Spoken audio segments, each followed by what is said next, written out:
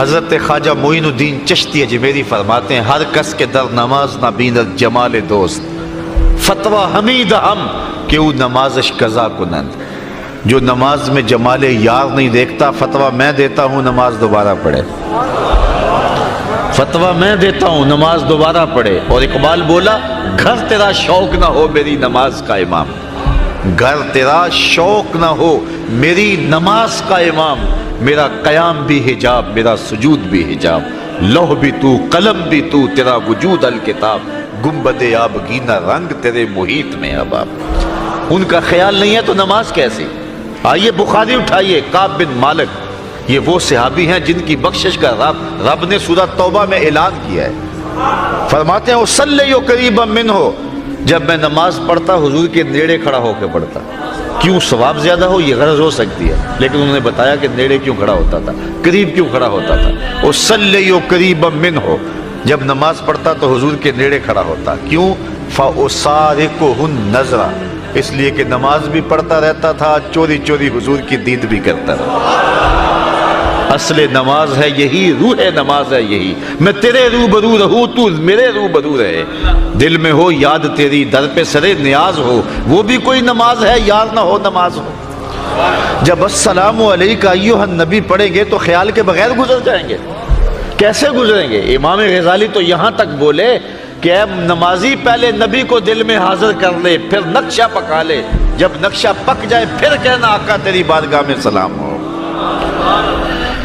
تو حسین ابن علی کبھی حضور کے کندھوں پہ سوار ہیں, کبھی حضور کی پشت پہ سوار ہیں, کبھی حضور علیہ الصلوۃ والسلام حسین ابن علی کے دونوں پاؤں اپنے پاؤں پہ رکھتے ہیں اور ان کے ہاتھ پکڑ لیتے ہیں اور فرماتے ہیں بیٹے چڑھتے آؤ.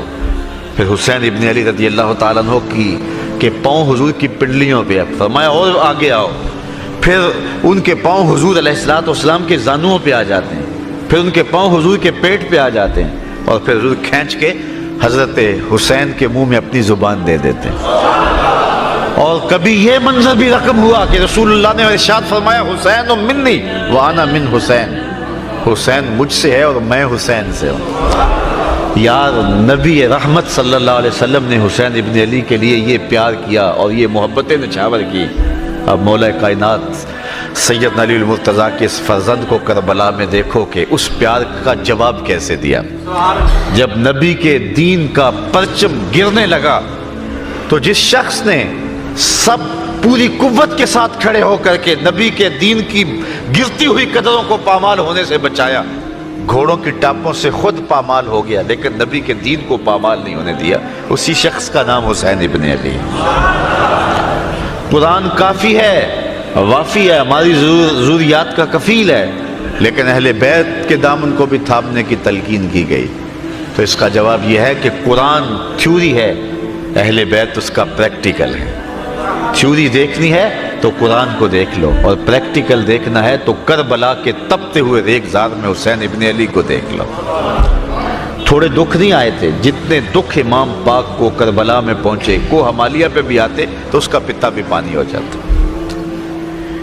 اس عمر کا شخص میدان میں 10 مرتبہ چکر لگا لے تو ہانپنے لگے اور جو ہے وہ اس کی سانس سے سانس نہ جڑے. لیکن تاریخ نے بتایا اس بڑھاپے کے باوجود برستے تیروں میں حضرت امام حسین 71 لاشیں لینے گئے. ایک بار نہیں, 2 بار نہیں, 71 بار جاتے ہیں.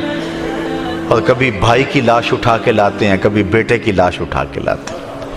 یہاں تبھی موت سے کوئی کسی کا جوان بیٹا مر جائے نا تو پورا محلہ تسلی دینے والا ہوتا ہے, لیکن باپ کو پھر بھی سنبھالنے سے جو ہے وہ تسکین نہیں آ رہی ہوتی. جنازہ اٹھتا ہے 10 آدمی اس کو سہارا دے کے قبرستان میں لے جا رہے ہوتے ہیں. صاحب یہ کون ہے؟ کہا اسی کے تو جوان کی لاش جا رہی ہے. تبھی موت سے بیٹا مر جائے, آپ اولاد رکھتے ہیں, حضرت تصور دیکھیں, معاشرے میں دیکھتے ہیں, تبھی موت سے بیٹا مر جائے اور باپ سنبھلتا نہیں, 10 لوگ سنبھالا دے رہے ہوتے ہیں. میں پھر خراج نہ پیش کروں حسین ابن علی کو کہ جو جوان بیٹے کی لاش کندھوں پہ اٹھا کے خیموں تک لاتے ہیں اور پھر بھی ہاتھ اٹھا کہتے ہیں مالک حسین کی یہ قربانی بھی قبول فرما. 6 ماہ کے بیٹے کو فرات کے کنارے لیے کھڑے ہیں اور کہا میرے سے تمہارا اختلاف ہے، اس سے تو نہیں ہے، اس کو تو پانی دے دو، لیکن جواب میں تیر ملتا ہے اور حضرت اصغر کا گلا کٹ جاتا ہے، خون کے فوارے بہنے لگتے ہیں اور 6 ماہ کا بیٹا ہاتھوں میں تڑپ کے ٹھنڈا ہو جاتا ہے۔ حضرت امام حسین پھر بھی کہہ رہے ہیں مالک حسین کی یہ قربانی بھی قبول فرما۔ کبھی کٹے ہوئے بازو بھائی کے اکٹھے کر رہے ہیں، کبھی قاسم کی لاش اٹھا کے لا رہے ہیں، اتنے دکھ کلیجے پہ، لیکن اس کے بعد استقامت کا کوہ گراں بنے ہوئے ہیں۔ گھوڑے کی زین پہ حضرت امام حسین رضی اللہ تعالی عنہ جب بیٹھتے ہیں اور لشکر کوفہ کی جانب بڑھتے ہیں تو آواز آ رہی ہے یہ کون ذی وقار ہے، بلا کا شاہ سوار ہے، لباس ہے پھٹا ہوا، غبار سے اٹا ہوا، تمام جسم نازنی، چھدا ہوا کٹا ہوا، پھر بھی ہے ڈٹا ہوا، یہ نبی کا نور عین ہے، یہ بال یقین حسین ہے۔ حضرت امام حسین کو پیاس کیوں ستاتی؟ حضور کی زبان چوسی تھی۔ سواری سے کیوں گرتے؟ اس لیے کہ حضور کے کندھوں کی سواری کی تھی۔ حضرت امام حسین نے حضور علیہ السلام کی پشت پہ بیٹھے اور انہوں نے سجدے کو طول دیا تھا، آج حسین نے بھی اس کے بدلے میں ایک سجدہ کیا، کربلا کے میدان میں سجدہ کیا حسین ابن علی نے۔ آپ جانتے ہیں جب گھوڑے کی زین سے فرش زمین پہ آئے، ایک تو علماء وائزین اور ذاکرین کا سٹائل ہے، ظاہر اس انداز میں واقع کربلا کو بیان تو نہیں کر پا سکتا اور مشکل بھی ہے، لیکن جو محتاط روایتیں ہیں اس کے مطابق آپ کا جب پیراہن اتارا گیا تو 113 سوراخ اس میں تیروں کے تھے، 33 زخم تلواروں کے تھے اور 34 گھاؤ نیزوں کے تھے، اور نیزوں کی انیاں جسم میں ٹوٹ چکی تھی، اور گھوڑے کی زین سے فرش زمین پہ آئے۔ ایک کانٹا بھی بدن پہ چبھا ہو تو ہماری نماز رہ جاتی ہے، اور اتنے تیر بدن میں اور لخت لخت سے خون بہ رہا ہے، 71 ناشے پڑے ہوئے ہیں، اور 22,000 کا لشکر جرار جو ہے وہ ٹوٹ کے آپ پر تیر برسا رہا ہے، لیکن گھوڑے کی زین سے فرش زمین پہ آئے، صابر ایسا کہ نماز کا وقت ہو گیا۔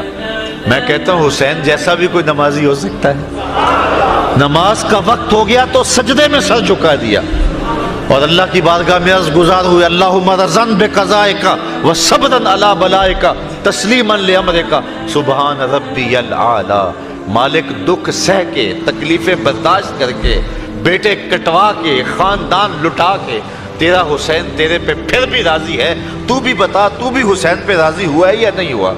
آواز آ رہی ہے اس پیاسے پر محمد مصطفیٰ کو ناز ہے، اس نواسے پر علی شیر خدا کو ناز ہے، اوروں نے بھی سجدے کیے پر اس کا عجب انداز ہے، اس نے وہ سجدہ کیا جس پر خدا کو ناز ہے۔ ایسا لمبا سجدہ کسی نے نہیں کیا ہوگا۔ آپ جانتے ہیں کہ دست قاتل نے اس وقت سر نور کاٹا جب سجدے میں جھکا ہوا تھا۔ عرفات کا میدان ہے، ایک صحابی نے حضور کو آ کے بتایا کہ ایک شخص تلبیہ پڑھتا ہوا اونٹ پہ آ رہا تھا اور گر گیا اور گردن کی ہڈی ٹوٹ گئی اور وہی موت واقع ہو گئی۔ حضور نے فرمایا اس کو احرام میں کفن دے دو اور دفن کر دو، اور پھر حضور نے ایک تاریخ ساز جملہ ارشاد فرمایا یہ شخص جب قیامت کے دن اٹھایا جائے گا ملبیاً، یہ لبیک لبیک پکارتا ہوا اٹھے گا، چونکہ لبیک لبیک تلبیہ پڑھتا ہوا شہید ہوا ہے، فوت ہوا ہے، تو اٹھے گا بھی تو اسی حالت میں، تو سمجھ آگے جس حالت میں کوئی جاتا ہے اسی حالت میں اٹھایا جاتا ہے۔ تو پھر اس ضابطے کے تحت اور طرح اٹھیں گے، لیکن حسین ابن علی کا سر قیامت کے دن سجدے سے اٹھایا جائے گا۔ تو حسین آج بھی سجدے میں ہے، اتنا لمبا سجدہ کسی نے نہیں کیا جتنا لمبا حسین ابن علی نے کیا ہے۔ اگر نبی نے سجدے کو طول دیا تھا پھر حسین نے بھی ایسا سجدہ کر کے دکھایا۔ اے حسین ابن علی تم پر سلام، نازش آل نبی تم پر سلام، تم پہ لاکھوں رحمتیں لاکھوں سلام، اے شہیدان محبت کے امام، لالا گوں لالا کفن لالا چمن، اے چمن اندر چمن، زندگی ہی زندگی تیری حیات، اے حیات اندر حیات، افتخار ملت بیضا ہے تو، رب کعبہ کی قسم یکتا ہے تو، فخر کا دل میں دریچہ باز کرنا چاہیے، جن کا تو آقا ہے ان کو ناز کرنا چاہیے۔ ہم حسین والے نہیں ہیں، ہم حسین والے ہیں۔ یار اتنے زخم کلیجے پہ ہو پھر بھی گھوڑے کی زین پہ ڈٹا ہوا ہے، اور کس عظیمت کے ساتھ آپ نے مقابلہ کیا۔ تو رواں رواں پکارتا ہے واہ حسین تیری عظمت کو سلام. اللہ اکبر. کو ہمالیہ کا کلیجہ بھی پھٹ جاتا، اتنے دکھ اس پہ آتے، لیکن امام حسین نے کمال کر دی. اور آج صدیاں گزرنے کے بعد حسین ابن علی کا نام دلوں میں تازہ ہے. اگر حضرت امام حسین کربلا میں نہ جاتے تو کیا آج تک ہمارے اندر موجود ہوتے؟